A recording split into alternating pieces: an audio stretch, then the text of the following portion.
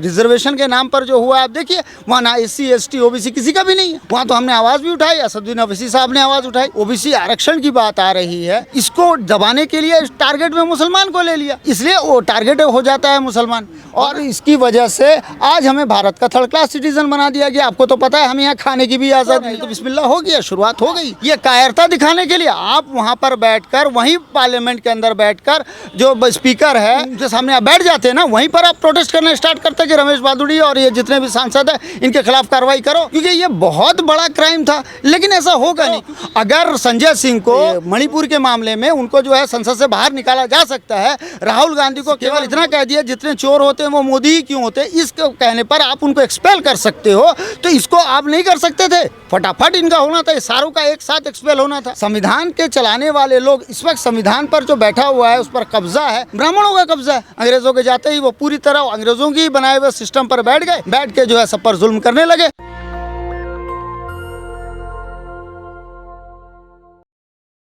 दानिश अली को लेकर के लगातार हमारे देश की राजनीति गर्म हो रही है।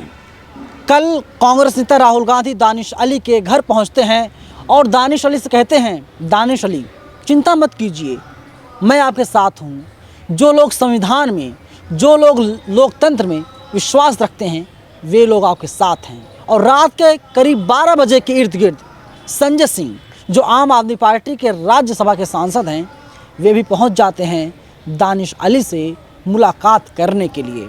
और पूरा मामला जो है कहीं ना कहीं अपोजिशन वर्सेस बीजेपी होता हुआ दिखाई दे रहा है। कैसे देखते हैं पूरे मामले को आप? मुसलमान सांसद को गाली दी गई, बदनाम किया गया, जलील किया गया, और फिर बीजेपी आरोपी सांसद के ऊपर कोई कार्रवाई नहीं कर रही है। चलिए, सबसे पहले मैं आपका धन्यवाद करता हूं कि आपने मुझे इस काबिल समझा और मुझे मौका भी दिया। बहुत बहुत धन्यवाद आपका। और कबल इसके कि मैं आपकी बात शुरू करूं, मैं सबसे पहले नरेंद्र मोदी जी की सरकार का और स्पेशली स्मृति ईरानी जी का मैं जो है तहे दिल से धन्यवाद करता हूं, जिनकी वजह से आज जो है आज के दिन या आज तक उनके 10 साल के कार्यकाल के अंदर उन्होंने इस्लाम में मुसलमानों की जो तारीफ़ थी उसको सही बयान की। जो आंध्र प्रदेश के वक्फ बोर्ड की जो वक्फ बोर्ड ने जिस तरह से अहमदिया मुसलमानों को, अहमदिया मुस्लिम कम्युनिटी को जिस तरह से अलग थलग करके काम करने का प्रयास किया था, उसके लिए उन्होंने कहा कि एक है, इस्लाम जो है केवल एक है। इसके लिए मैं उनका धन्यवाद करता हूँ। अब आपका जो सवाल है मैं उस पर आ जाता हूँ। आपने कहा कि दानिश अली का जहाँ तक सवाल है, मैं इसके लिए बार बार कह भी चुका हूँ कि मोदी जी का जो चेहरा है, जो या मोदी जी या मोदी सरकार या RSS का जो चेहरा है, वो खाने का कुछ है और दिखाने का कुछ है, चाहे कुछ भी हो जाए।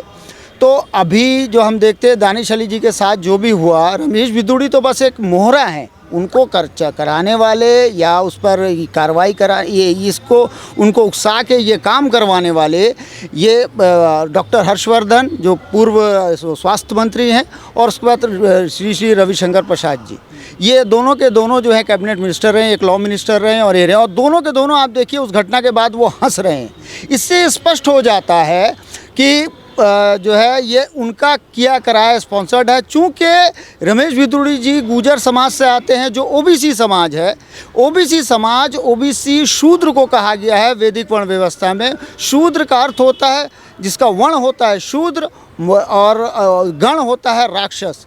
शूद्र का अर्थ एक मंदबुद्धि भी होता है, बैल भी होता है, अगर वेदों की सांस्कृतिक दृष्टिकोण से अगर जाएं तो। चूंकि इनके अंदर बुद्धि की कमी होती है, इसी को देखते हुए इसी का इस्तेमाल किया, उसको उकसा कर ये कांड करवाया गया। अब रमेश बिदुड़ी को भी देख लीजिए, ना ही उन्होंने कोई अपोलोजाइज़ किया यानी माफ़ी मांगी और ना ही कुछ किया।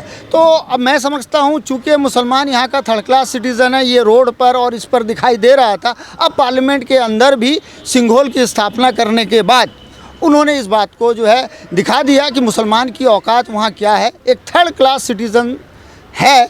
ये इस बात को रमेश बिदुड़ी जी और पूरी भाजपा कैसे देखते हैं? पहले मुसलमानों को बदनाम किया गया, मुसलमानों के साथ लिंचिंग की गई, मुसलमानों को मारा गया, और अब एक तरीके से शब्दों से लिंचिंग करने की कोशिश की गई है दानिश अली की। जी देखिए, शब्दों से लिंचिंग क्या हमारी पहले नहीं हो रही थी?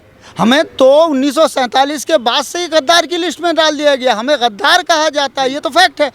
गद्दार कहा जाता है, हम पर भरोसा नहीं किया जा सकता, चूँकि पाकिस्तान बन चुका था 14 अगस्त 1947 को। तो इस वजह से हमेशा कहा जाता, जब भी हम यहाँ हक़ की बात करें, इंसाफ की बात करें, बराबरी की बात करें, हमें यही कहा जाता, तुमने पाकिस्तान ले लिया, यहाँ पर तुम्हें मांगने का कोई हक़ ही नहीं।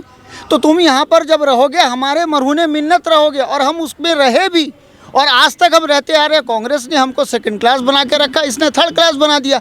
इनका जहाँ तक सवाल है, अब इनके पास से SC ST OBC, स्पेशली जो OBC है वो उठ के आ रहा है, OBC आरक्षण की बात आ रही है।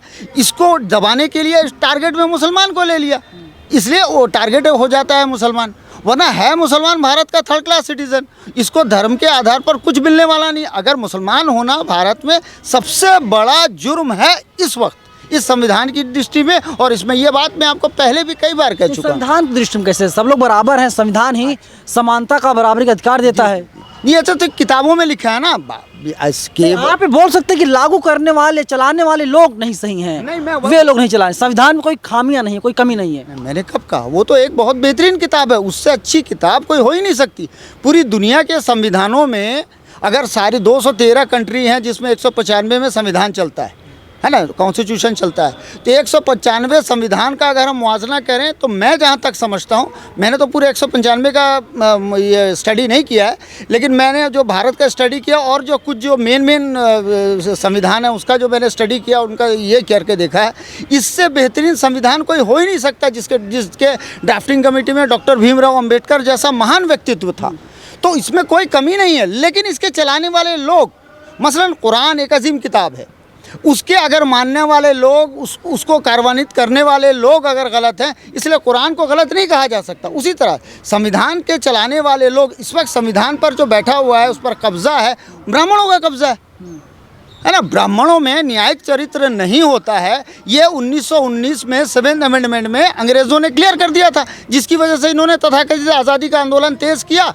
किया या बढ़ा दिया या ज़ोर ज़ोर से चिल्लाया, अंग्रेज़ों भारत छोड़ो। बाद में अंग्रेज़ों को जाना पड़ा, अंग्रेज़ों के जाते ही वो पूरी तरह अंग्रेज़ों की बनाए हुए सिस्टम पर बैठ गए, बैठ के जो है सब पर जुल्म करने लगे। मुसलमानों पर जुल्म होना लाजिम था, उन्होंने अपना प्लेटफॉर्म 1932 में ही छोड़ दिया था, वो कांग्रेस में घुस गए थे।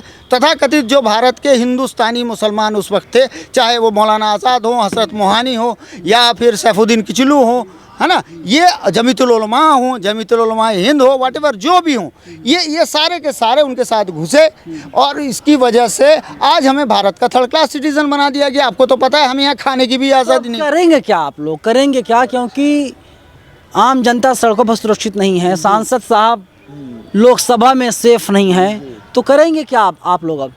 अब हमारे लिए तो बस एक ही रास्ता बचता है कि हमें जो है अब हमारी लड़ाई सड़कों पे उसी तर्ज पे लड़नी पड़ेगी कि हमें जो है यकजहती करके मुसलमानों को बिला फ़िरका परस्ती और जो ये बिरादरीवाद से बाहर निकल कर आकर केवल इस्लाम के नाम पर खड़ा होना पड़ेगा। अभी हम लगभग 20 करोड़ के हैं, तो 20 करोड़ मुसलमान में से अगर सिर्फ 1% भी रोड पर आ जाएं, तो मैं समझता हूँ, है ना, जिस तरह किसानों ने आंदोलन किया था उसी किस्म का एक आंदोलन हमें करना पड़ेगा।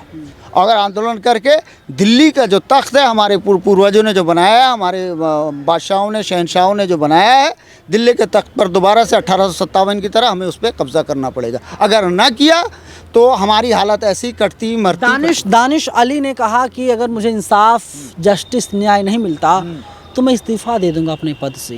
कैसे देखते हैं आप इसे? मैं अब आप इसी समझ सकते हैं कि मुसलमानों की मानसिक हालत कितनी, हमारी मानसिक हालत स्तर कितना गिर गया है। आपको अमरोहा की जनता ने चुन कर भेजा ना, कई लाख वोटों से आपको जिताकर संसद में भेजा था, ये कायरता दिखाने के लिए आप वहाँ पर बैठकर, वहीं पार्लियामेंट के अंदर बैठकर जो स्पीकर है, जो हमारे ये हैं, उनके सामने आप बैठ जाते हैं ना, वहीं पर आप प्रोटेस्ट करना स्टार्ट करते हैं कि रमेश बादुड़ी और ये जितने भी सांसद हैं इनके खिलाफ कार्रवाई करो। अगर संजय सिंह को महिला के इसके उठने पर मणिपुर के मामले में उनको जो है संसद से बाहर निकाला जा सकता है, राहुल गांधी को केवल मोदी चोर है ये शब्द कहने पर, हालांकि उन्होंने नरेंद्र मोदी या मोदी कम्युनिटी को नहीं कहा था, केवल इतना कह दिया जितने चोर होते हैं वो मोदी ही क्यों होते हैं, इसको कहने पर आप उनको एक्सपेल कर सकते हो। तो इसको आप नहीं कर सकते थे, फटाफट इनका होना था, सारों का एक साथ एक्सपेल होना था। क्योंकि ये बहुत बड़ा क्राइम था। लेकिन ऐसा होगा नहीं, क्योंकि ये हिंदू राष्ट्र है। हमने बार बार कहा ना, जब से मोदी जी आए हैं, सिंघोल की स्थापना जब से इन्होंने की है, उस संसद में, जिस संसद में ये घटना घटी, वहीं तो सिंघोल है, उसी में तो सिंघोल है। वो सिंघोल के कारण ही तो ये हो रहा है। तो बिस्मिल्लाह हो गया, शुरुआत हो गई।